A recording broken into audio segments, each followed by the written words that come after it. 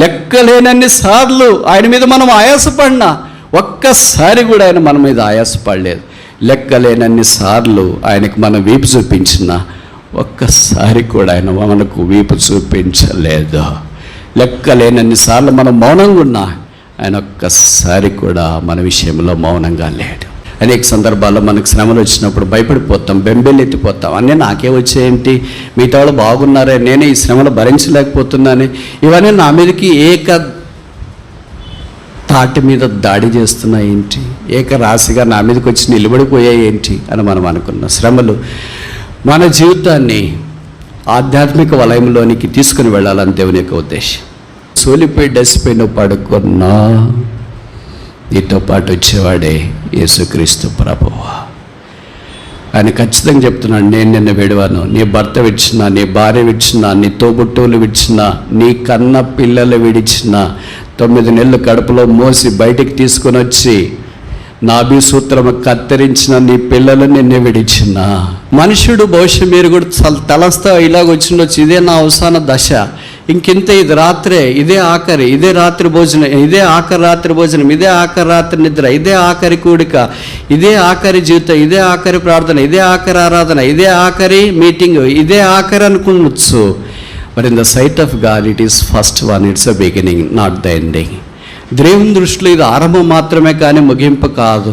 ఒంటరిగా పరుగులు తీస్తున్నావా, ఏకాకయ్యావా, తల్లిదండ్రులు దూరం అయిపోయారా, తోబుట్టోళ్ళు తరిమి వేసారా, స్నేహితులు దూరం అయిపోయారా, నీకు పరిచయస్తులు అందరూ గాలికి ఎగిరిపోయినట్లు కెరటాల వల్లే ఎగిరిపోయారా, ఏకాకిగా మిగిలిపోయావా? చీకటి కదా, అలమటిస్తుంది కదా, అరణ్యం కదా, ఆయన పలకరించేవారు లేరు కదా, భవిష్యత్తు అంతా అంధకారంగా ఉంది కదా, ఏం చేయాలో దిక్కుదోచదు కదా, ఇదే ఆఖరి అనుకుంటున్నావు కదా. చదువైనా, ఉద్యోగమైనా, కుటుంబ జీవితమైనా, సంసార జీవితమైనా, సేవైనా, వ్యాపారమైనా, బాధ్యతలైనా. దినవృత్తాంతాలు 1వ గ్రంథం 27వ అధ్యాయం 20వ వచనం ఆఖరి మాటలు. నా దేవుడైన యెహోవా నీతో కూడా ఉండును. యెహోవా మందిరపు సేవను గూర్చిన పని అంతయు నీవు ముగించే వరకు ఆయన నిన్ను ఎంత మాత్రమునో విడవక. దీనికో పేరు పెడదామా? The promise of the great walk. గొప్ప పని కొరకైన వాగ్దానం. ముగించే వరకు నిన్ను ఎంత మాత్రము విడవడు, విడవక యుండును. ఈ పని బహు గొప్పది, దానికి వాగ్దానాలు ఉండాలి కదా. వాగ్దానం లేకుండా సాధారణంగా మనం ముందుకు పోతే నిరుత్సాహ పరిస్థితులు, కృంగదలు వచ్చినప్పుడు వెనకం చేసే అవకాశం ఉంది కదా. అందుకే దేవుని వాగ్దానం మనం ముందుకెళ్ళటానికి ధీరోదాత్తమైన అంశం అన్న సంగతి క్రైస్తవ లోకానికి సుపరిచితం. అలాంటి వాగ్దానాల్లో ఒకటిది, నేను నిన్ను ఏమాత్రమును విడువను. ముగించు వరకు, మధ్యలో కాదు, ఆరంభంలో కాదు. క్రైస్తవుని యొక్క శుభప్రదమైన లక్షణం ఏంటంటే దేవుడు ఆరంభిస్తాడు, దేవుడు ముగిస్తాడు. ఆ దేవునితో కలిసి మనము కొనసాగడం మాత్రమే. ఆరంభించేవాడు ఆయన, కర్త, కర్మ, క్రియ. ఆ వాగ్దానాల యొక్క పరంపరలో మనము ఉండాలనే దేవుని యొక్క అభిలాష. ఈ మాట బైబిల్ ఎన్నిసార్లు రాయబడింది తెలుసా? పాత నిబంధనలు ఎన్నిసార్లు రాయబడింది, కొత్త నిబంధనలు ఎన్నిసార్లు రాయబడింది, మొదటి ఎన్నిసార్లు రాయబడింది. మీరు అనుమతిస్తే ఆ విషయాలు పరిగేరుకోవటానికి మనం ప్రయత్నం చేస్తాం. నాకు తెలిసి ఈ మాట బైబిల్లో 5 సార్లు రాశారు, పాత నిబంధనలో 4 సార్లు రాశారు, కొత్త నిబంధనలో ఒకే ఒకసారి రాశారు. ఈ 5 సార్లు రిపీటెడ్గా అదే పదం రాయట్లో ఉన్న ఔన్నత్యం ఏంటి? అదే ఈ సందేశం యొక్క సారాంశం. ఒక్కొక్క సందర్భంలో, ఒక్కొక్క విధానంలో దేవుడి వాగ్దానాన్ని వాడిన తీరు, పద ప్రయోగం, మనుషుల మధ్యలో దేవుడు నెరవేర్చిన విధానం శ్లాఘనీయమైన సంగతి. మొదటి వాగ్దానం మనకు ఆదికాండం 28వ అధ్యాయం యాకోబు విషయంలో కనిపిస్తుంది. జెనసిస్ చాప్టర్ 28 15వ వచనం అనుకుంటా. జెనసిస్ చాప్టర్ 28 verse 15 మొదటిసారి మాట రాయబడిన స్థలం ఇది. ఇదిగో నేను నీకు తోడయుండి నీవు వెళ్ళు ప్రతి స్థలమందు నిన్ను కాపాడుచు ఈ దేశమునకు నిన్ను మరలా రప్పించదును. నేను నీతో చెప్పినది నెరవేర్చే వరకు నిన్ను విడవను. I will not leave you although you leave me. Condition అది. మీరు నన్ను విడిచిపెట్టినా నేను మిమ్మల్ని విడిచిపెట్టిన. This is the bond of the cross of Jesus Christ. యేసు ప్రభు యొక్క శిలువ బంధం ఇది. యాకోబుతో దేవుడు చెప్తున్న మాట, ఈ సంగతి మనకు బాగా పరిచయం కదా. అప్పుడు యాకోబు వయసు 77 సంవత్సరాలు, పెళ్లి కాలేదు. ఈ మాట చెప్తే షాక్ అవుతారు మీరు. 77 ఏళ్ళకి మనం అసలు అంత అయిపోయి ఉంటుంది, ఇంకా కాడికి కాళ్ళు చెప్పుకొని రెడీగా ఉంటాం, ప్రభువా నీవే అని. కానీ ఆయన 77 ఏళ్ళకి ఇంకా అప్పుడు ఆరంభము. బెర్షెబా నుండి హారాన్ వైపు పరుగులు తీస్తున్నాడు. బహుశా 1000 కిలోమీటర్ పైబడి ఉండొచ్చు. కనుక అలాంటి పరిస్థితుల్లో దేవుడు ఆయన్ని కరుణించి, ఓ దినాన బహుశా మొదటి రోజు అయిండొచ్చు, యూదులు 20 మైళ్ళు నడుస్తారు ఒక రోజుకి, అంటే దాదాపు 30 కిలోమీటర్లు నడుస్తారు ఆరోగ్యవంతులైతే. ఆ తర్వాత శరీరం అలసిపోతే ఒక దగ్గర పడుకుంటారు. బహుశా ఆయన మొదటి రోజు అలాగే నడిచినాడేమో, అలసిపోతే ఒక అరణ్యంలో లేకపోతే ఒక అడవి ప్రాంతంలో ఒక రాయి తలగడగా చేసుకుని, తలగడ ఆయనకి అవసరం అనుకుంటా. మీకు తెలుసు కదా, కొంతమందికి తలదిండి లేకపోతే నిద్ర పట్టదు, కొంతమందికి తలదిండి ఉంటే నిద్ర పట్టదు. రకరకాల మనుషులు ఉంటారు. ఆయన రాత్రిని తలగడగా చేసుకొని పడుకోవడం ఆరంభించినాడు. ఎంత బాగా పడుకున్నాడంటే చాలా డీప్గా పడుకున్నాడు. అంత నిద్ర ఎలాగొచ్చిందో నాకు అర్థం కాదు. మామూలుగా 50 ఏళ్ళు దాటిన తర్వాత మీకు తెలుసు కదా, నిద్రపోవటానికి ఆపుసోపాలు పడుతూ ఉంటాం. కొంతమంది నిద్ర మాత్రలు వేసుకుంటారు, ఇంకా కొంతమంది ఒక ట్యాబ్లెట్ వాడతారు. ఏం వాడతారంటే, ఎక్కడైనా నేను ఇలాగ మీటింగ్స్కి వెళ్ళిన తర్వాత మీటింగ్ అయిపోయి వాళ్ళని కలవటానికి వెళ్తే, బ్రదర్ మీ వర్తమానాలు మేము రోజు యూట్యూబ్లో ఉంటాం బ్రదర్ అంటే, థ్యాంక్ యూ అక్క, థ్యాంక్ యూ బ్రదర్ అని చెప్తా ఉంటాం. మీకు ఎలాగ టైం ఉంది బ్రదర్, ఇంత బాధ్యతలు ఉన్నాయి, ఇన్ని ఉద్యోగాలు చేస్తారు, పిల్లలు, సంసారం, పరిశ్రమలో. ఏం లేదు బ్రదర్, రాత్రిపూట పడక మీద పడుకున్నప్పుడు నిద్ర పట్టదు కదా, యూట్యూబ్లో మీ వాక్యం ఆన్ చేసుకుంటే నిద్ర ఎప్పుడూ వచ్చింటుంది కదా. సో నా మెసేజెస్ కూడా స్లీపింగ్ పిల్స్గా పనిచేస్తున్నాయి. ప్రభుకు స్తోత్రాలు. నిద్రన్న అలాగన్నా ఉండి. కనుక సాధారణంగా 50 ఏళ్ళు దాటితే నిద్ర అనేది చాలా కష్టం. ఈ 70 ఏళ్ళలో అందులో మామూలుగా మనమంత ప్రశాంతమైన వాతావరణం కూడా లేదు. అన్న వెనక నుండి తరంతున్నాడు. అమ్మ వెళ్ళిపో అని చెప్పింది. నాయన ఏంటో నన్ను ఇలాగ చేసేవు అన్నాడు. ఇంట్లో నెమ్మది లేదు, ప్రాణం అరిచేతిలో పట్టుకున్నాడు. ముందుకెళదామంటే మా అమ్మగారికి ఏమి స్మార్ట్ ఫోన్ లేదు మెసేజ్ పంపించడానికి, పరిచయం ఉన్నవాళ్ళు ఎవరు లేరు. ఎన్ని వేల కిలోమీటర్లు, 1000 కిలోమీటర్లు ఎలాగ ప్రయాణం చేయాలా, ఏమైతేనో భవిష్యత్తుదే లాస్ట్ అని అనుకున్నాడేమో. అందుకనే లాస్ట్ రోజు ఆఖరిగా బాగా నిద్రపోదామని అనుకున్నాడేమో. What was his last day has become a first day in the sight of God. మనుషుడు బహుశా మీరు కూడా తలస్తా ఇలాగ వచ్చిండొచ్చు, ఇదే నా అవసాన దశ, ఇంకింత, ఇది రాత్రే, ఇదే ఆఖరి, ఇదే రాత్రి భోజనం, ఇదే ఆఖరి రాత్రి భోజనం, ఇదే ఆఖరి రాత్రి నిద్ర, ఇదే ఆఖరి కూడిక, ఇదే ఆఖరి జీవితం, ఇదే ఆఖరి ప్రార్థన, ఇదే ఆఖరి ఆరాధన, ఇదే ఆఖరి మీటింగ్, ఇదే ఆఖరి అనుకోవచ్చు. But in the sight of God it is first one, it's a beginning, not the ending. దేవుని దృష్టిలో ఇది ఆరంభం మాత్రమే కానీ ముగింపు కాదు. అందుకే దేవుడి యాకోబునకు ఆ రాత్రి కలలో ప్రత్యక్షమైనట్లు వాక్యంలో మనం గమనిస్తున్నాం. యాకోబుతో దేవుడు మాట్లాడటానికి నిచ్చెన ఏర్పాటు చేసి నిచ్చెన పైనుండి నిలిచి దేవుడు యాకోబుతో మాట్లాడాడు. నేను అంటే ఈ వాక్యం చదివినప్పుడు అనుకుంటా, బహుశా యాకోబు నిద్రపోయేటప్పుడు కూడా, ప్రభువా చాలా అలసిపోయాను, మా అన్నయ్య వెనక నుండి వస్తాడేమో, చంపుకోకుండా నా చుట్టూ దేవతలను కాపుంచు అని ప్రార్థన చేసుకుని పడుకున్నట్లు కూడా వ్రాయబడలేదు. మరి మనం అలా ఊహించుకోలేము, ఎందుకంటే దేవునితో ఆయనకి ఇంకా అంత అటాచ్మెంట్ రాలేదు.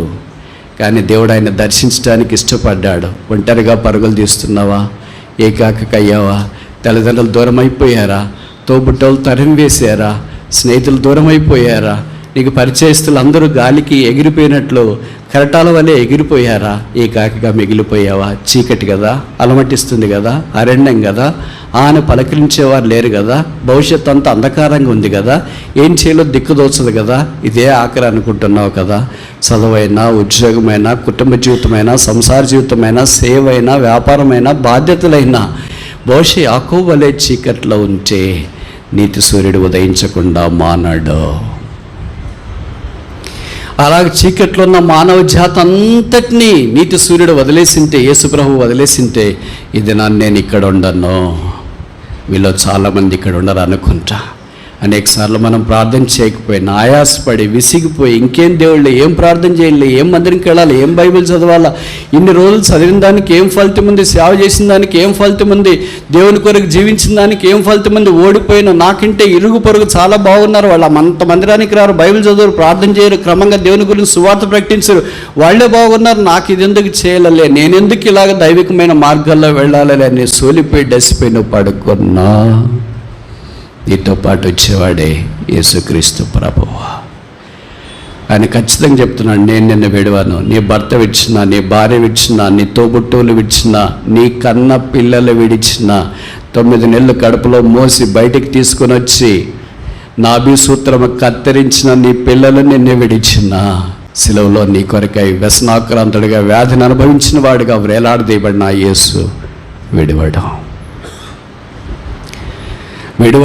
ఇది యాత్ర, ఇది ఆరంభం మాత్రమే. యాకోబుని నన్ను విడిచిపెట్టినారా, ఇంకా నా జీవితం ఇంత ఇలాగైపోయింది. మీరు ఊహించుకోగలరా? సమస్త మనుషులని సేడదీసి వదిలేస్తే ఒకే ఒకడు బేతేలైన స్థలంలో రాత్రి పడుకొని ఉంటే, do you believe that this single man who was left by all the people and become an insignificant person will become a nation? ఏకాకిగా ఒక అరణ్యములో రాత్రిపూట బేతెల్లో నిద్రపోతూ తలగడగా చేసుకున్న రాయిని ఆధారం చేసుకున్న ఒక మనుషుడు ఒక రాజ్యం అవుతాడని మీరు ఊహిస్తారా? For a man it is double impossible, for a God it is double impossible. అదే ఇప్పుడు ఇశ్రాయేల్ దేశం మనకు తెలుసు. ఆ దినాన దేవుడు యాకోబుని విడిచిపెట్టింటే ఈ దినాన దేశం కొని కోల్పోయిండేదేమో. అలాగే మన జీవితాలు కూడా యాకోబు కంటే గొప్పవారమేం కాదు, కానీ యాకోబు దేవుడు ఎవనికి ఆశ్రయము దుర్గమై ఉన్నాడు. ఎవడు యాకోబు దేవుని మీద ఆనుకొననో మనసు పెట్టుకొననో వాడు ధన్యుడని బైబిల్లో రాయబడింది. ఎందుకంటే ఆయన విడవను ఎడబాయని దేవుడు. ఎన్నిసార్లు ఆయన విడిచిపోయామో, చీకటి వచ్చిందని, ఇతరులు నన్ను విడిచిపెట్టారని, పరిస్థితులు మారిపోయాయని, జీవితం నాది ఇంతే అని నీవు అనుకుంటున్నావా? ఇదే ఆఖరి, ఈ కొత్త మాసంలోనికి వచ్చిన ఇంకే కాదు, ఆఖరి కాదు, ఇది అంతం కాదు, ఇది ఆరంభం మాత్రమే. నేను ఈ మాటలు చెప్తున్నా, మీరు అనొచ్చు ఆరంభమే ఇన్ని కష్టాలైతే, ఆరంభమే చీకటి అయితే, ఆరంభమే ఏకాకైతే, ఆరంభమే తల్లిదండ్రుల ద్వారా విడిచిపెట్టబడితే అంతమేంటి? యాకోబు యొక్క అంతం నాకంటే మీకు బాగా తెలుసు. He had a royal funeral. ఆదికాండం 50వ అధ్యాయంలో ప్రధానమంత్రి వచ్చి ఆయన మీద పడి ఏడ్చాడు, కన్నీటితో ఆయన అభిషేకించినాడు. తలగడగా రాయి పెట్టుకోవటానికి కూడా రాయి దొరకని ఒక యాకోబు ప్రధానమంత్రి ద్వారా భూస్థాపన కార్యక్రమం. ఎలాగంటే డాక్టర్లు వచ్చి ఆయనకు మొట్టమొదట ఎంబాంబింగ్ చేసినట్లు వాక్యంలో మనం చూస్తున్నాం. ఒక పరుగులు తీసే వ్యక్తి దగ్గరికి డాక్టర్ల టీమా, ఒక పరుగులు తీసిన వ్యక్తి కుమారుడు ఒక ప్రైమ్ మినిస్టరా, ఒక పరుగులు తీసుకునే మనిషి దగ్గరికి వచ్చి కొన్ని లెక్కింపు సఖ్యము కానీ సైన్యం ఒక భూస్థాపనక. ఆదికాండం 28వ అధ్యాయమే భూస్థాపన అనుకున్నాడు ఆయన. కాదు, 50వ అధ్యాయము. There is a long way to travel. ప్రయాణం చేసేది ఇంకా చాలా ఉంది. ఆ తర్వాత ముందుకు వెళ్ళటానికి మనం ప్రయత్నం చేయక మునుపు ఏమో మీ ఊర్లో చెప్తానే ఉంటే నాకు టైం అయిపోతూ ఉంటుంది. ఫాస్ట్గా పెట్టేశారా ఏంటి? మొదటి పాయింట్కి అర్ధగంట అయిపోయింది, ఇంకెప్పుడు చెప్పాలి? 5 పాయింట్లు. నేను టీచరు ట్రై చేస్తున్నాను. నాలాంటి టీచరే మేనేజ్ చేయలేకపోతే టైం, ఇంకా సామాన్యమైన వాళ్ళు ఎలాగ మేనేజ్ చేస్తారని. సరే, ఇప్పుడు మన భాగానికి వస్తే యాకోబు 70 ఏళ్ళప్పుడు అలాగే వెళ్ళాడా? సరే, దేవుడు ఆయనతో మాట్లాడాడు. మామగారి దగ్గరికి వెళ్ళాడు. 20 ఏళ్ళు అక్కడ పనిచేసినాడు. అప్పుడు 97 ఏళ్ళ వయసు. అప్పుడు పిల్లలు అంతా family all settled in 20 long years. ఇప్పుడు 97 ఏళ్ళ తర్వాత దేవుడి దగ్గరికి తిరిగి వచ్చినాడు. ఆదికాండం 32వ అధ్యాయం. దేవుడు ఆయన దర్శించినాడు. ఎబ్బోకు రేవు దగ్గర బైబిల్లో రాయబడిన జాకబ్ వాజ్ లెఫ్ట్ అలోన్. వెళ్ళేటప్పుడు ఒంటరిగా వెళ్ళాడు, వచ్చేటప్పుడు కూడా ఒంటరిగానే విడిచిపెట్టబడ్డాడు. ఈ వాజ్ నాట్ అలోన్ బట్ ఈ వాజ్ లెఫ్ట్ అలోన్. ఈ మాట మీరు గుర్తుపెట్టుకోవాలి. ఈ వాజ్ నాట్ అలోన్ అంటే ఒక్కడిగా ఉన్నాడని కాదు అర్థం. He was left alone. Left alone అంటే others have departed from him. ఆయన ఇద్దరు నుండి తన దగ్గర ఉన్న వాళ్ళు ఆయనే పంపించి వేసినాడు. ఇప్పుడు ఆయన ఒక్కడే ఉన్నాడు. రాత్రి దేవునితో పెనుగులాడాడు. 28వ అధ్యాయంలో ప్రత్యక్షమైన దేవుడు 32వ అధ్యాయంలో ఆయనకు ప్రత్యక్షమయ్యాడు. అప్పుడు ఆయన వయసు 97 సంవత్సరాలు. నాకు తెలిసి ఆయన 147 సంవత్సరాలకు ప్రభు పరమపదించినాడు అన్న సంగతి తెలుసు. అంటే ఖచ్చితంగా స్థూలంగా చెప్పాలంటే దేవుడితో ఆయన నడక 50 సంవత్సరాలు. ఒక వ్యక్తి దేవుడితో 50 సంవత్సరాలు నడిస్తే, ఇంత గంభీరమైన బైబిల్లో అంత సుస్థిరమైన స్థానం సంపాదించుకొని భూమి మీద ఒక రాజ్యాన్ని ఏర్పాటు చేస్తే, మనం రక్షణ పొంది 10 ఏళ్ళు, 20 ఏళ్ళు, 30 ఏళ్ళు, 40 ఏళ్ళు, 50 ఏళ్ళు కూడా అయిపోయిన వాళ్ళు కొంతమంది ఉన్నాం కదా. మరి ఏంటి అలకలేదు బెలుకులేదు? యాకోబు చనిపోయిండొచ్చు, యాకోబు దేవుడు చనిపోలేదుగా. యాకోబు అంత బలాఢ్యులు కాకపోవచ్చు, కానీ యాకోబు దేవుడు బలాఢ్యుడేగా. యాకోబు అంత డెడికేషన్ మనకు లేకపోవచ్చు, కానీ యాకోబు దేవుడు వాస్తవుడేగా. నాకు చాలాసార్లు ఇదే బాధ వేస్తుంటుంది. రాత్రి నిద్రపోకుండా ఆలోచిస్తున్నప్పుడు, ప్రభు, ఒక మనిషి 50 ఏళ్లలో ఎన్నో అధ్యాయులు ఆయన కొరకు రాయబడ్డాయి, పాత నిబంధనలు, కొత్త నిబంధనలు. ఇప్పుడు ఏ మందిరానికి వెళ్ళినా ఖచ్చితంగా ఒక మనిషి ఉంటాడు యాకోబు అనే పేరు. ఖచ్చితంగా ఒకటి. ప్రపంచంలో కోట్ల మంది ఉంటారు. One man walked with God for 50 years and became multiplied person. ఇది సాధ్యమా? సాధ్యమని బైబిల్ చెప్తుంది. మన జీవితంలో సాధ్యం కావట్లేదేంటి? 50 ఏళ్ళు ఎంత నడిస్తే ఇంత ప్రభావితం చూపిస్తే మనం సగం వేసుకుందాం. 25 ఏళ్ళు నడిచినాం అనుకో, దీంట్లో సగమని ఉండాలి కదా, సగం వద్దులే, పావని ఉండాలి కదా, పావు వద్దులే, 1% అని ఉండాలి కదా, 1% వద్దులే, పాయింట్ పీపీటీ అన్న ఉండాలి కదా, పీపీటీ కూడా వద్దులే, పీపీఎం అన్న ఉండాలి కదా. ఏది లేకుండా ఎలాగుంటున్నాం ఇంత నిశ్చేష్టలముగా? Is God dead? యాకోబు దేవుడు చనిపోయాడా? యాకోబును మాత్రమే వాడుకొని వదిలేసాడా? No, is alive today. ఇంకా ఇది నాన్న సజీవుడై ఉన్నాడు. ఆయన అన్నాడు కదా, lo I was dead but yet I'm alive. నేను మృతుడినైతేనే కానీ యుగాయుగములు సజీవుడినై ఉన్నాను. ఇంకా ఎవరైనా యేసుని ఎరగకుండా ఉంటే, యాకోబు దేవుడిని ఎరగకుండా ఉంటే, ఆ యేసుక్రీస్తు ప్రభుని మేము మీకు ప్రకటిస్తున్నాము, పరిచయం చేస్తున్నాము. ఆ యేసు యొక్క జీవితం మనిషి జీవితాన్ని మార్చివేస్తుంది. ఆయన టచ్, యాకోబును 28వ అధ్యాయం ఆదికాండంలో ఆయన టచ్ చేసినాడు, 32వ అధ్యాయంలో ఆయన టచ్ చేసినాడు. ఆయన అనేకులకు ఆశీర్వాదముగా మార్చబడ్డాడు. రాజులు ఆయన గర్భములో నుండి వచ్చారు. This is astronomical blessing. We can never measure this blessing. ఈ ఆశీర్వాదము అసలు కొలవటానికి ఏ సాధనాలు లేవు. మన సంగతి ఏంటి మరి? అదే నేను భౌతికమైన ఆశీర్వాదాల గురించి మాట్లాడట్లేదు, ఆత్మీయమైన ఆశీర్వాదాల గురించి మాట్లాడుతాను. ఇంకా రక్షణ పొందకపోతే, బహుశా అలాగే ఉంటే, ప్రభువైన యేసునందు విశ్వాసం ఉంచుము, రక్షణ పొందాం, పాపక్షమాపణ, మారు మనసు పొందాం. బహుశా నువ్వు దైవ సేవకుల పిల్లోళ్ళే ఉండొచ్చు, సంఘ పెద్దల పిల్లోళ్ళే ఉండొచ్చు, సండే క్లాస్ టీచర్స్ పిల్లలే ఉండొచ్చు. ఇలాంటి వాళ్ళు చాలామంది ఈ దినాల్లో రక్షణ పొందుకుండా ఉన్నారు. ఎందుకంటే వాళ్ళు చెప్పే కారణాలు మాకు తెలిసే, వాళ్ళ సంగతులంతా సేవకుడి సంగతి తెలుసు, ఎల్డర్స్ సంగతి తెలుసు, బోధకుల సంగతి తెలుసు, టీచర్ల సంగతి తెలుసు, అందరి సంగతి తెలుసు. నీకేం లాభం? నీ సంగతి తెలుసుకో. Know yourself first. There is no meaning in knowing the lifes of others if you do not know the life of yourself. నీ జీవితాన్ని నువ్వు ఎరగకుండా మిగతా ప్రపంచం యొక్క ప్రజలందరి జీవితాలు నీకు తెలిస్తే నీకేం లాభం లేదు. You have information but no illumination. What fun you have if only you have information of all the people but no illumination of the Holy Spirit. మందిరంలోని విశ్వాసులందరి యొక్క ఇన్ఫర్మేషన్ నీ అరిచేతిలో పెట్టుకుంటే నీకేం ఉపయోగము?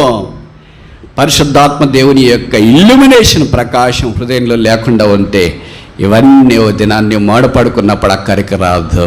నరులారా రండి అని ప్రభు యొద్ద నుండి పిలిపి వచ్చినప్పుడు, ఈ లోకాన్ని విడిచిపెట్టి వెళ్ళేటప్పుడు, ప్రభు ఇన్ఫర్మేషన్తో వస్తున్నా. No need, stay back there, leave all the information, come all alone, stand before మీ.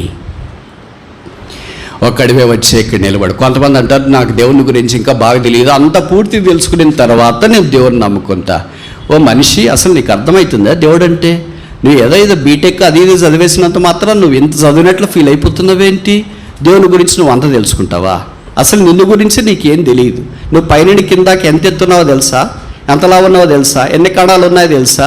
ఎన్ని ఎముకలు ఉన్నాయో తెలుసా? ఎలాగ నీ శరీరం మెటబాలిక్ యాక్టివిటీ పనిచేస్తుందో తెలుసా? నీలో ఏమీ తెలియకుండానే, నిన్ను నువ్వే తెలియకుండానే ఇలాగ బతుకుతున్నావేంటి? ఉదాహరణకి డాక్టర్లు అనుకోండి, 7 ఏళ్ళు వాళ్ళు చదువుతారండి. పీజీకి వచ్చేటప్పటికి ఇంకా సూపర్ స్పెషాలిటీ ఇంకో 2 years, మొత్తం 9 ఏళ్ళు 10 ఏళ్ళు చదువుతారు. మనకు బాగలేదని పోతే ఏం చేస్తారు? ఈ 5 అడుగుల మనుషుల్ని అన్ని స్కాన్లు అన్నీ చేసిన తర్వాత చివరికి వారు తేల్చేది ఏంటి? ఎవరైనా డాక్టర్లు ఉంటే ఏమనుకోవద్దండి, మీరంటే నాకు వల్లమాలిన అభిమానం. నా మీద ఒక నెగిటివ్ కామెంట్ ఏంటంటే, మీరు మనుషుని చాలా చిన్నగా చిత్రీకరిస్తారు బ్రదర్ అంటారు. ఇది నేను కాదు చిత్రీకరించేది. దేవుని గురించి చెప్పినప్పుడు మనిషి ఆటోమేటిక్గా చిన్నగా అయిపోతాడు. ఇప్పుడు ఇక్కడ గీటి గీసినాను, ఇది పెట్టినా ఇది చిన్నగా కనిపిస్తుంది, ఎందుకంటే అది పైన ఉంది కనుక. ఎవరు ఎంత చిన్నది చేయలేదు, దీనికంటే పెద్దది పైన వచ్చింది. అలాగే మనం ఇంతే ఉన్నాము. దేవుని గురించి పెద్దగా వచ్చేటప్పుడు మనం ఏం కనిపిస్తాం? ఆటోమేటిక్ వీ బికమ్ ఆ మాలిక్యూల్స్ అండ్ ఆటమ్స్. మనం అణువులు పరమాణువులుగా కనిపిస్తున్నాం. అందుకే ఒక మనిషిని గురించి తెలుసుకోవటానికి 10 ఏళ్ళు చదివితే ఇంకా సిటీ స్కాన్లు, ఆ స్కాన్లు, ఈ స్కాన్లు అన్నీ పెట్టిన తర్వాత చివరికి తెలియ పదార్థం ఏంటంటే ఏమి లేవు, అన్నీ నార్మల్గా ఉన్నాయి, మీకు స్ట్రెస్ ఎక్కువైపోయింది, బాగా రెస్ట్ తీసుకోండి, వైటమిన్స్ వాడండి, తిని పడుకోండి, అంతా మీరు సెట్ అయిపోతారు. మీకు ఏమైనా బాధలు ఉన్నాయా? తెలుసు కదండి. ఒక డాక్టర్ 10 ఏళ్ళు చదివితేనే నువ్వు ఎక్కడున్నావు ఏం కథ నేను తెలుసుకోలేకపోతుంటే, నువ్వు 4 ఏళ్ళు బీటెక్ చదివి 2 ఏళ్ళు పీజీ చేసి నువ్వు తెలుసుకోవట్లేదే. మహాకాశాల పట్టజాలని దేవుడు భూమిని ఆకాశాన్ని సింహాసనం చేసుకొని భూమిని పాదపీఠంగా చేసుకొని సమస్తమును మహత్తుగల మాడి చేత నిర్వహిస్తున్న దేవుడు 6000 సంవత్సరాల మానవ జగత్తులో సకల సృష్టిని తన చేతిలో ఉంచుకొని నిర్వర్తిస్తున్న దేవుని గురించి జానడ మనుషుడు, 5 అడుగుల మనుషుడు, ఇంత పిడికడంత మైండ్ కలిగిన వాడు గుర్తించుకోవడం, తెలుసుకోవడం, గ్రహించడం, ఎరగడం సాధ్యమంటావా? మరి నేను దేవుని గురించి తెలుసుకోకపోతే దేవుని గురించి ఎలాగ నమ్మాలండి? అరాకొర ఆయన గురించిన సంగతులు మనకు తెలియపరచబడ్డాయి. మనం ఆయన గురించి విన్నది చాలా మెల్లని, మధురమైన, మృదువైన స్వరం, అది ఆయన సిలువ.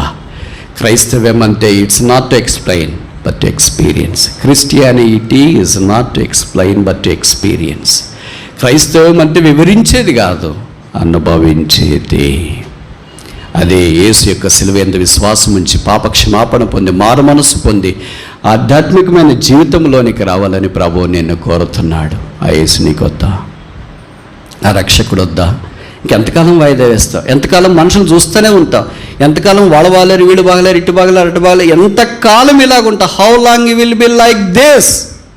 ఓ దినాన్ని మాడప్పో పిలిపి వచ్చిందనుకో, ఇప్పటిదాకా బాగా నిటారుగున్నవాడు, డ్రెస్ వేసుకున్నావు, పర్ఫ్యూమ్ కొట్టుకున్నావు, తర్వాత ఏంటి తల వెంట్రుకలుగా రంగు పూసుకున్నావు, పైనుండి కింద దాకా రంగు పిలుపు వచ్చింది. ఒక్కసారి నిలబడ్డ మనిషిని అడ్డంగా పడుకోబెడతారు. అప్పటిదాకా పేరు పెట్టి పిలిచినారు, బ్రదర్ బ్రదర్, సిస్టర్ సిస్టర్ అన్నారు.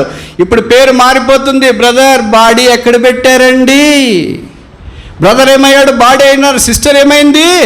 బాడీ అయిపోయింది. ఇప్పుడు మరి బ్రదర్ అంటే బ్రదర్ ఎక్కడున్నాడండి అనొచ్చుగా, అనవేంటి మరి? సిస్టర్ ఎక్కడున్నారండి అనొచ్చుగా, అనవేంటి మరి? పేరు మార్చేసావు. ఇప్పుడు నీ రూపమంతా మారిపోయింది, రంగు మారిపోయింది. నాసికారంధ్రంలోనికి కాటన్ దూది పెడుతున్నారు, చెవుల్లోకి దూది పెడుతున్నారు, 2 బొట్టన వేళక తాడుతో కట్టేస్తున్నారు, 2 కాళ్ళు బొట్టన వేళ తాడుతో కట్టేస్తున్నారు. నువ్వు ఇంక కదలటానికి లేదు, నువ్వు ఈ పెట్టెకు మాత్రమే పరిమితము. నిన్ను 4 మోసుకొని పోతూ ఉన్నారు, అక్కడికి వెళుతున్నావు. ఇంట్లో పడుకుంటే భార్య వచ్చి భర్త వచ్చి లేయండి ఆఫీస్కి టైం అవుతుంది. సమాధిలో పడుకుంటే ఎవరు లేపుతున్నారు? డాడీ లెయ్యి అని కొడుకు వస్తున్నాడా? డాడీ లెయ్యి అని కూతురు వస్తుందా? నిన్ను బలవంత పెట్టి లేపటానికి ఎవరైనా ఉన్నారా? 6 గంటలు కాదు నువ్వు పడుకునే, తర్వాత లేచేది. అలాగే పడుకుంటావు. ఓ మానవుడా, దేవుని ఎదుట నీవు నిరుత్తరుడు అయి ఉన్నావు. దేవుని యొక్క సార్వభౌమ అధికారాన్ని తృఢీకరించడానికి ధైర్యం చేసి ఆయన మునుకోలకు ఎదురు తనతో మారు మనసు, రక్షణ, పాపక్షమాపణ పొందకుండా కఠినంగా నీ జీవితాన్ని మార్చుకుంటే ముగింపు విషాదమని తెలియచేయటానికి విచారిస్తున్నాం. ప్రభువైన యేసునందు విశ్వాసం ఉంచుమాప నీవును నీ ఇంటి వారిను రక్షణ పొందుతారు.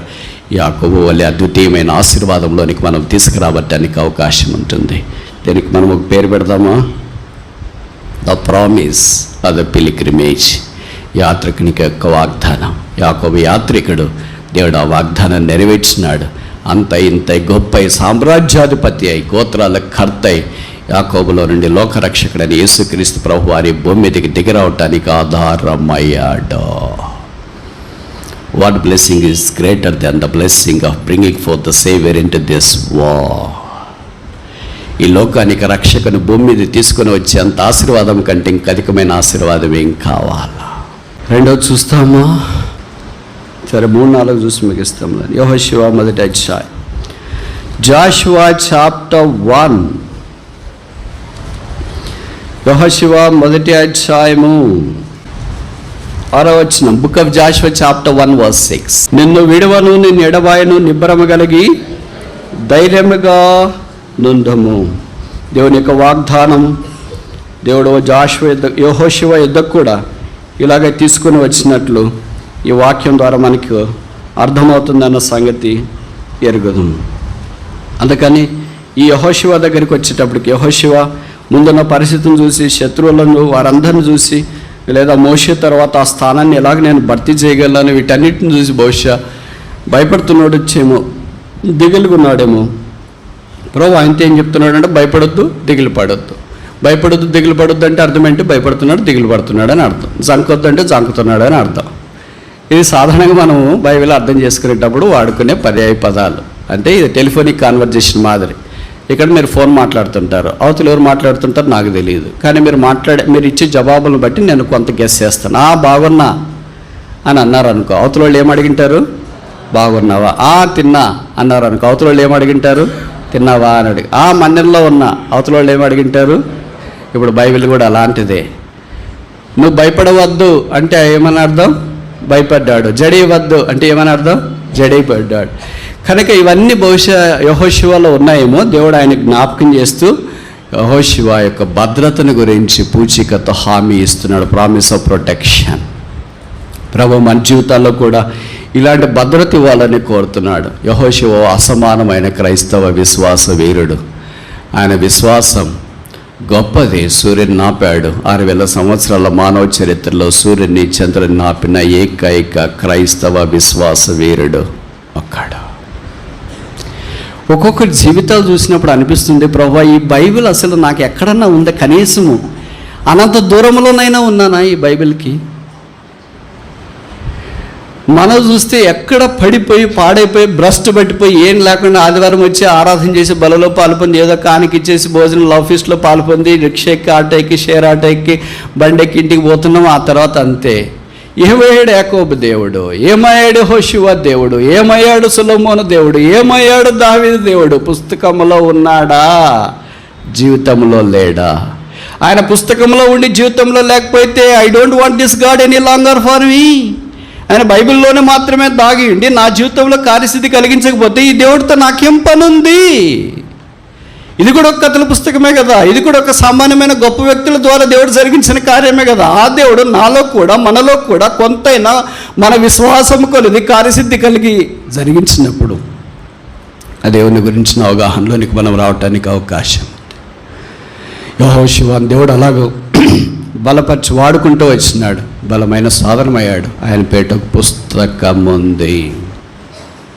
ఆయన పేరు కూడా ప్రపంచంలో మారుమోగుతుంది. ప్రతి మందిలో ఒక యెహోషువ మినిమం చెప్తున్నా నేను, మ్యాక్స్ కాదు. 1000 అంటే మనమే 1000 కాదు, ఇంక మిగతా వాళ్ళు అందరూ ఉన్నారు కదా. అలాగూ ప్రపంచమంతా ఎన్ని కోట్ల మంది ఉన్నారు. దేవుని ఆశీర్వాదం వారి మీదకి కుండపోత వలె కురిసిపోయింది. శ్రమలో, బాధలో, వేదనలో, అవమానాల్లో ప్రభు కొరకు నిలబడడానికి ఇష్టపడ్డాడు.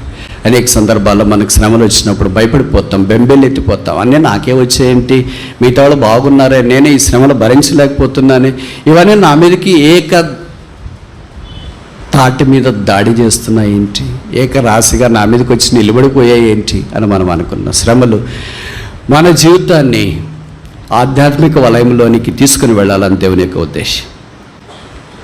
చూడండి, ఒక చిన్న ప్రయోగం మనం చేయడానికి ప్రయత్నం చేస్తే, ఒక స్టీల్ గ్లాసో లేకపోతే గాజు గ్లాస్ తీసుకొని నీళ్ళు పోసాం, వేడి నీళ్ళు పోసాం అనుకోండి. ఒకటి దాంట్లో 30 దాకా పోసాం. మొదటి గ్లాసులో పొటాటో అంటే బంగాళాదుంప మీ భాషలో చెప్పాలంటే, రెండో గ్లాసులో కోడిగుడ్డు ఎగ్, మూడో గ్లాసులో కాఫీ గింజలు. ఈ 3 పోసినాం. వేడి నీళ్ళు యొక్క టెంపరేచర్, ఉష్ణోగ్రత సమానంగా ఉంది, 100 degrees ఉంది అనుకోండి. మూడిట్లో అంతే సమానంగా ఉంది, కానీ మెటీరియల్ మాత్రం వేరే. గ్లాసు ఒకటే, మీడియా ఒకటే, టెంపరేచరు ఒకటే, material is different, content is different.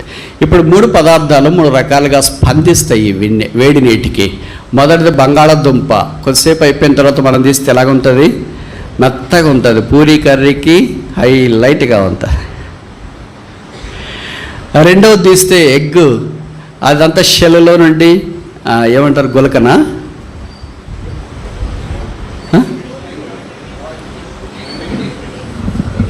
షెల్ని ఏమంటారంటే బాయిల్డ్ ఎగ్ అంటారంటే, పెంకు. Very good. ఆ పెంక్ అంటే అటు ఇటు అక్రమాకారంగా చీలింటుంది, అమీబావాలే. దాంట్లో ఉండే తెల్ల సోనం బయటికి ఉవ్వి అందవిహీనంగా కనిపిస్తుంది. మన పిల్లలకి ఇచ్చినది ఎగ్ ఉంది, బాయిల్డ్ ఎగ్ తినంటే దాన్ని చూసిన తర్వాత నువ్వే తిను. ఇందులో బాయిల్డ్ ఎగ్ అంటే ఆ బాయిల్డ్ ఎగ్ అందుకే చెప్తున్నాను కదా నువ్వే తినని. పిల్లలు చాలా చూసీగా ఉంటారు, నాకంటే మీకు బాగా తెలుసు కదా.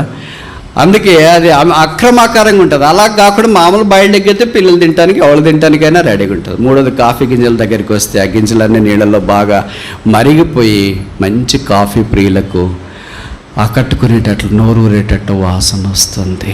విశ్వాసులు 3 రకాలు ఉంటారు శ్రమలకు. మొదటి రకం ఏంటంటే శ్రమలు వస్తే బంగాళాదుంప వల్ల మెత్తగా అయిపోతుంది. బ్రదర్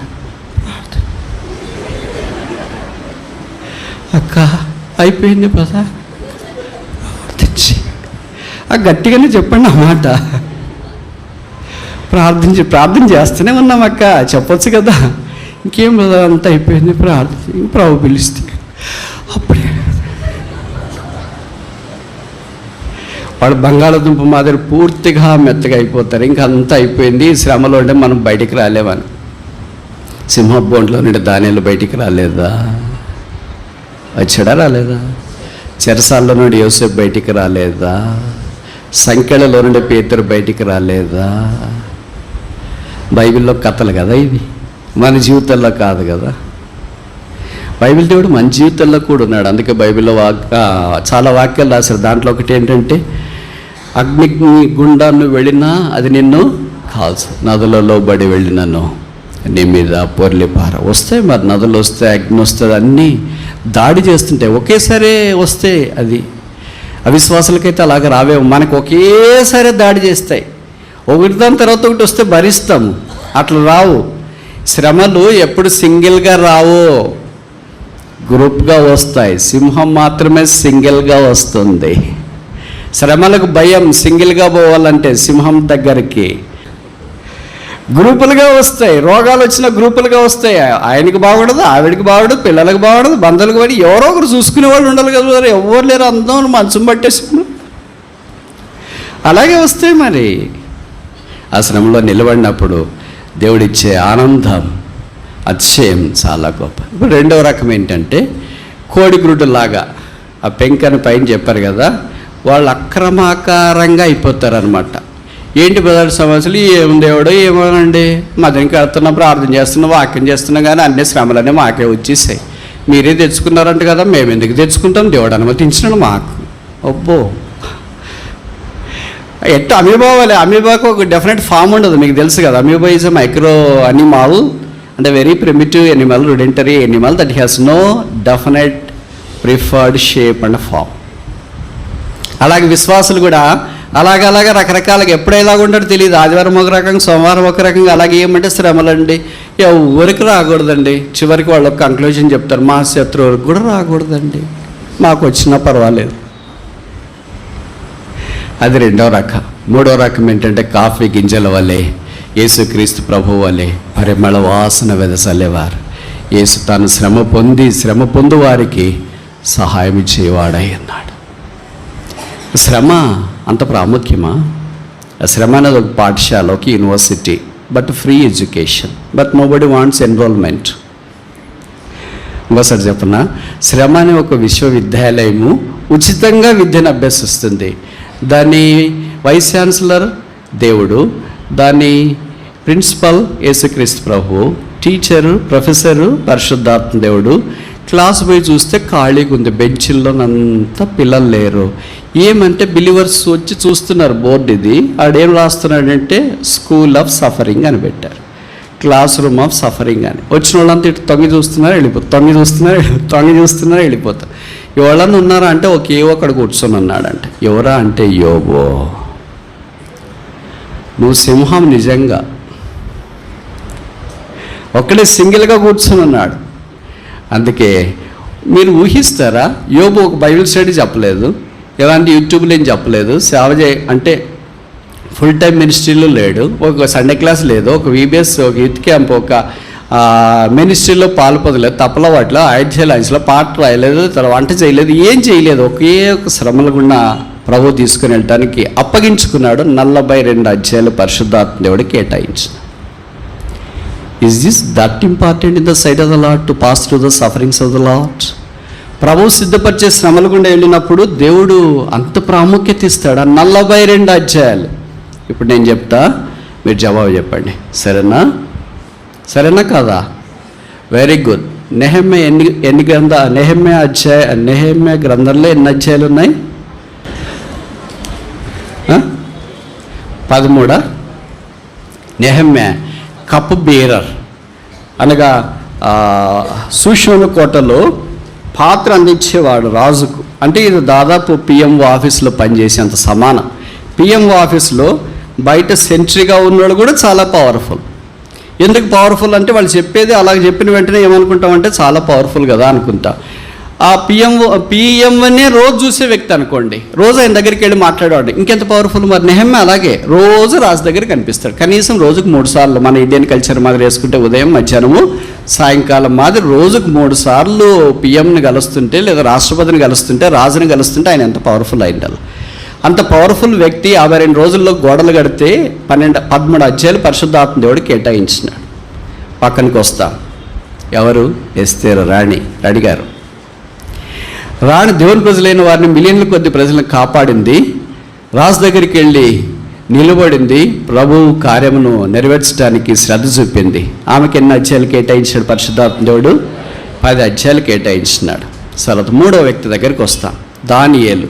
ఆయన ప్రధానమంత్రి, 4 రాజుల పీరియడ్లో ఉన్నాడు. దాదాపు 80 సంవత్సరాలు ప్రభువును సేవించినాడు. ఆయనకి ఎన్ని అధ్యాయాలు కేటాయించినాడు?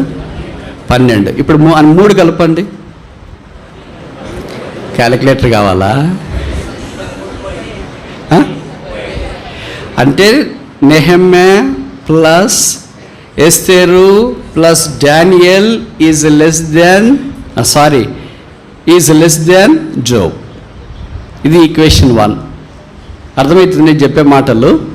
అంటే నెహెమ్యా గ్రంథాన్ని, ఎస్తేరు గ్రంథాన్ని, దానియేలు గ్రంథాన్ని కలిపినా కూడా యోబు గ్రంథం కంటే తక్కువ అధ్యాయాలు ఉన్నాయి. వీళ్ళేమో సన్నబడినోళ్ళు కాదు, మనలాంటి వాళ్ళు కాదు.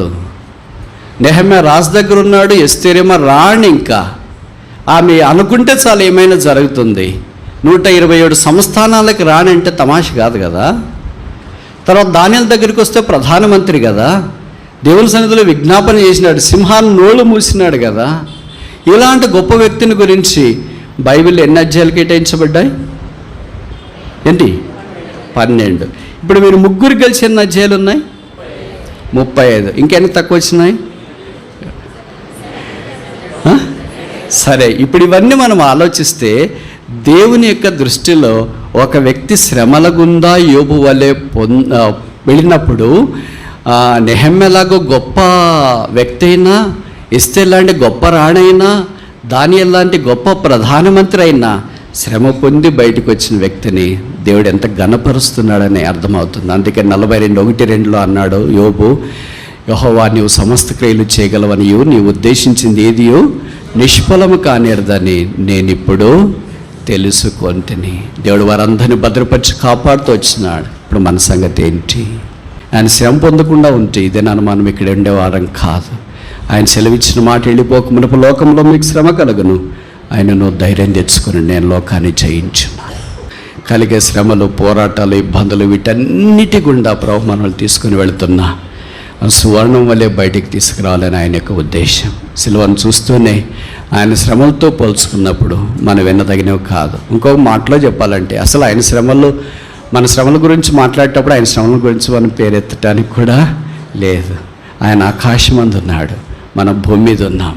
ఆయన సిలువలో ఉన్నాడు, మన భూమి మీద ఉన్నాం. ఆయన వికారుడిగా మార్చబడ్డాడు, మనం సామాన్యులుగా ఉన్నాం. ఆయన స్వరూపము లేనివాడిగా చేయబడ్డాడు, మనం స్వరూపము కలిగి ఉన్నాం. ఆయన రిక్తుడిగా సిలువలో వేలాడదీయబడ్డాడు, మనం సమస్తాన్ని కలిగి ఉన్నాం. ఆయన ఏకాకిగా సిలువలో వేలాడదీయబడ్డాడు, మనం సమూహముగా ఈ శ్రమలకు మార్గం గుండా వెళుతూ ఉన్నాం.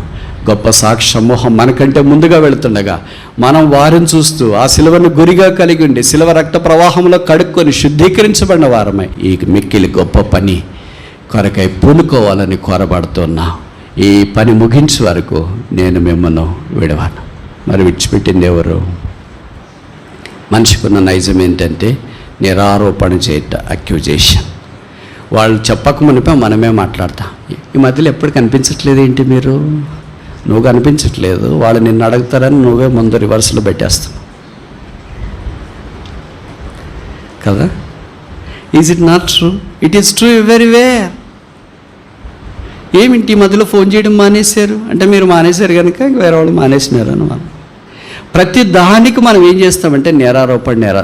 This is the characteristic of a Lucifer. Lucifer యొక్క లక్షణం అది తీసుకొని వచ్చిన. అందుకని ఇప్పుడు మనం దేవుడి దగ్గరికి వచ్చిన తర్వాత కూడా ఏమంటాం, దేవుడే మమ్మల్ని వదిలేసినాడంటే. బైబిల్ ఏం రాయబడింది, నేను నిన్ను వీడవను. మనం ఏం చెప్తాము, నీవు నన్ను. చెప్పండి, ఈ మాట ఎన్నిసార్లు అన్నాం మనం? పక్కనోడు కూడా ఎన్నిసార్లు అని వింటారు. మన అంతరంగంలో ఎన్నిసార్లు అన్నాం, ఏమో దేవుడు మమ్మల్ని విడిచిపెట్టినాడేమో, అందుకే మా ప్రార్థనలకు జవాబు రాలేదు, మా విజ్ఞాపన చెవిని పెట్టబడట్లేదు, మా కన్నీరు తొడవబడట్లేదు, మా బాధలు తీరట్లేదు, మా వేదనలు అన్నీ ఇలాగే ఉంటున్నాయి ఏంటి? ఎప్పుడు ఆయన విడిచిపెట్టాడు? ఆయన మనల్ని విడిచిపెట్టేటట్లయితే ఆయన శిలువ మీద తండ్రి చేత విడిచిపెట్టబడేవాడు కాడో. ఆయన శిలువలో కేకేశాడు, ఎలోయి ఎలోయి లామా సబక్తాని, నా దేవా నా దేవా నన్ను ఎందుకు విడిచితివి.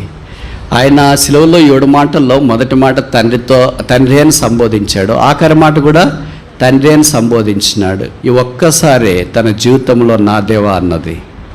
This is the only time in his life he said that my God. Every time he said, he addressed Father, Father, Father, Father, Father. But on the cross he was left alone. శిలువలో ఒంటరిగా విడిచిపెట్టబడ్డాడు. ఇప్పుడు తండ్రి అనలేడు, ఎందుకంటే విడిచిపెట్టబడిన వ్యక్తికి తండ్రితో సంబంధం లేదు.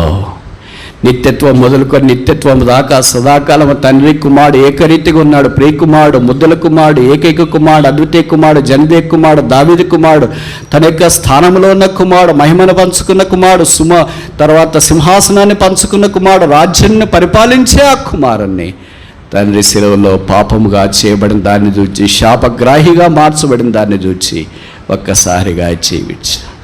కుమారుడు తన యొక్క శరీరం మీద ఉన్న పాపాన్ని చూసుకోలేదు, తన మోసుకున్న అపరాధాలు చూడలేదు, తన మీద ఉన్న లోకం యొక్క బాధ, వేదన, అవమానం, నింద, ఉమ్మి, రక్త ప్రవాహం ఇవన్నీ చూడలేదు. కానీ తండ్రి చేయవచ్చింది భరించలేకపోయాడు.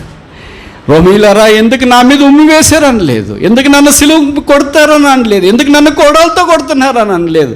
కోడాలతో కొట్టిన బాధ కంటే, ముఖం మీద ఉమ్మి వేయబడిన దానికంటే, తల మీద ముళ్ళ కిరీటం కంటే, చేతుల్లో మేకలతో కలిగిన బాధ కంటే, ప్రక్కలో బల్లెంతో పొడిచినప్పుడు కలిగిన బాధ కంటే, కాళ్ళ మీద మేకలు కొట్టినప్పుడు కలిగిన బాధ కంటే, తండ్రి ద్వారా పాపముగా యేసు సిలువలో చేయబడినప్పుడు కలిగిన బాధ నిత్యత్వంలో ఒక్కసారి.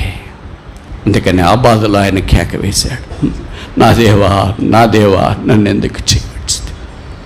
జవాబేమో తెలుసా, నిన్నెందుకు చేయవిడిచినానంటే, విడవబడి సమాజం యొక్క చేయి పట్టుకొంట కొరకై చేయి విడిచినాను కనుక ఆయన చేయి పట్టుకొని నడిపిస్తూ వచ్చిన. ఆయన విడిచిపెడితే ఇదే నాన్న మనం ఇక్కడ ఉండము. గాలి పటాకాల గాలికి ఎగిరిపోయినట్లు ఎగిరిపోయి ఉంటాము, పుష్పం రాలిపోయినట్లు రాలిపోయి ఉంటాము, నీటి బుడుగు పగిలిపోయినట్లు పగిలిపోయి ఉంటాము, నీరు ఆవిరైనట్లు ఇదేనా ఆవిరై ఉంటాము. దేవుడు తన అనాది కాల సంకల్పాన్ని బట్టి మనం ఆయన లెక్కలేనన్ని సార్లు విడిచిపెట్టినా ఆయన ఒక్కసారి కూడా విడిచిపెట్టలేదు. లెక్కలేనన్ని సార్లు ఆయన గాయాన్ని మనం రేపినా ఆయన ఒక్కసారి కూడా ఇష్టపూర్వకంగా మనఃపూర్వకంగా బాధ పెట్టలేదు. లెక్కలేనన్ని సార్లు ఆయనకు అవమానం తెచ్చినా ఆయన ఒక్కసారి కూడా మన జీవితంలో అవమానానికి అప్పగించలేదు. లెక్కలేనన్ని సార్లు ఆయన మీద మనం ఆయాసపడినా ఒక్కసారి కూడా ఆయన మన మీద ఆయాసపడలేదు. లెక్కలేనన్ని సార్లు ఆయనకు మనం వీపు చూపించినా ఒక్కసారి కూడా ఆయన మనకు వీపు చూపించలేదు. లెక్కలేనన్ని సార్లు మనం మౌనంగా ఉన్నా ఆయన ఒక్కసారి కూడా మన విషయంలో మౌనంగా లేడు. లెక్కలేనన్ని సార్లు మనం చీకట్లో అపనమ్మకంగా జీవిస్తున్నా ఒక్కసారి కూడా ఆయన మన విషయంలో అపనమ్మకస్తుడిగా లేదు. లెక్కలేనన్ని సార్లు ఆయనకు దూరం అయిపోయినా ఒక్కసారి కూడా ఆయన దూరం కాలేదు. శిలువ వైపు చూస్తూ శిలువకు అప్పగించుకొని రక్తం ద్వారా కడగబడి శుద్ధీకరించబడి ఈ కొత్త సంవత్సరంలో మిగతా దినాల్లో ప్రభువా నన్ను విడవని ఎడబాయనని సెలవిచ్చిన, నేనే నిన్ను విడిచిపెట్టి ఎడబాసాను, నేనే నీకు దూరం అయ్యాను, ఇంకెంతకాలం దూరం అయిపోవాలా, ఇంకెన్ని రోజులు దూరం అయిపోవాలా, ఎంతని దూరం అయిపోవాలా. భూమి గుండ్రంగా ఉందన్నట్లు నువ్వు రాదలిచిన ఎడలా నువ్వు రాదలచిన ఎడలా నా దగ్గర రావాలని. తప్పైన కుమారుడు దూర దేశానికి వెళ్ళినా, ఆ దేశస్తుల్లో ఒకరి చెంత చేరినా, పందులు మేపే పని ఉన్నా, పందులు తినే పొట్టుతో ఉన్నా, రాదలిస్తే స్నేహితుల దగ్గరికి పోలేడు, అన్న దగ్గరికి పోలేడు, ఆ దూర దేశస్తులు ఇంకొక దగ్గరికి వెళ్ళలేడు, తన దగ్గరికే రావాలి. మనం కూడా ఆ శిలువలో వేలాడిన యేసు వైపు చూస్తే ఆయన దగ్గరికి వస్తాం. ప్రభువా, నన్ను కూడా పట్టుకో, నా అపరాధాలు క్షమించు, నా జీవితాన్ని కడిగి శుద్ధీకరించు. లెక్కలేనన్ని సార్లు ఓడిపోయాను, లెక్కలేనన్ని సార్లు తప్పిపోయాను, లెక్కలేనన్ని సార్లు అపనమ్మకస్తుడిగా జీవించినాను, లెక్కలేనన్ని సార్లు నీకు దూరం అయిపోయాను, లెక్కించలేనయ్యా. అందుకే కీర్తనకాడను, నా దోషములు నా తల వెంట్రుకలకు మించి ఉన్నవి. కీర్తనకాడ దోషాలే అన్నైతే మన దోషాలకు అంతుందంటారా? అయితే ప్రభుకు స్తోత్రాలు. యేసు రక్తం ప్రతి పాపం నుండి మనల్ని కడిగి పవిత్రులుగా చేస్తుంది.